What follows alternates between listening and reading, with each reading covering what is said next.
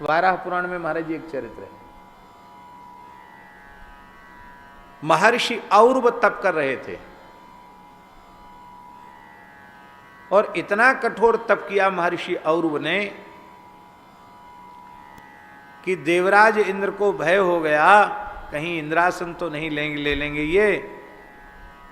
तो भगवान शिव के पास चले गए, प्रभु बचाइए हमारे इंद्रासन को, महात्मा और तप कर रहे हैं। भगवान बोले ठीक है।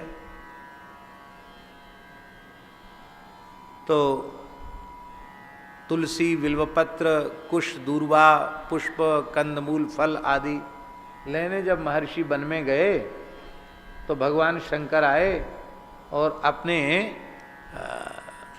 तीसरे नेत्र की ज्वाला से महर्षि औरव के आश्रम को दग्ध कर दिया, जला दिया। अरे वृक्ष जल गए, राख हो गया, सब झोपड़ी जल गई, पर्णकुटी जल गई।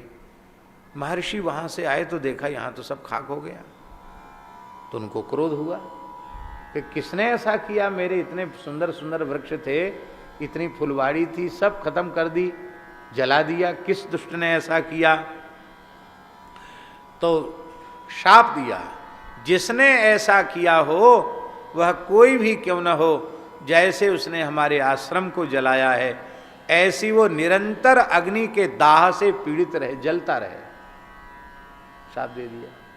शाप देने से तपस्या नष्ट हो गई। यही अभीष्ट था उनको तपस्या से विरत करना, इसलिए क्रोध उत्पन्न करा के उनकी तपस्या में विक्षेप उत्पन्न किया।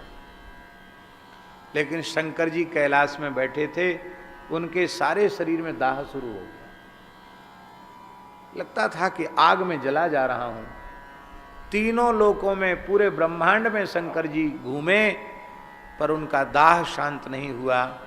अंत में भगवान ने कहा कि गाय ही बद्रिकाश्रम में गए, बद्री नारायण भगवान से कहा प्रभु मेरे दाह को दूर कीजिए।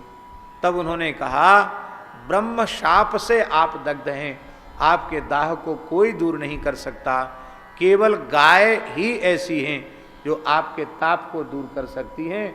तो गायों का स्तवन करो। भगवान नारायण ने और भगवान शिव ने गोस्तवन किया और बद्रिकाश्रम क्षेत्र से 77 गाय प्रकट हुई। कितनी? मूल ग्रंथ में लिखा है सप्त सप्तति, माने 77 गाय प्रकट हुई और वो खड़ी हो गई ऊपर शिव जी के और अपने थनों से दूध की धारा गिराने लग गई। और जैसे ही उन 77 गायों की दुग्ध धारा से शिव जी का अभिषेक हुआ, तत्काल वो शाप से जो जलन हो रही थी वो शांत हो गई। लगता है तभी से भगवान शंकर ने कहा कि जो उसमें श्रावण महीना था, बोलो हमारा दुग्धाभिषेक करेगा, उसके भी पाप ताप संताप की निवृत्ति हो जाएगी। तब से दुग्धाभिषेक होने लगे।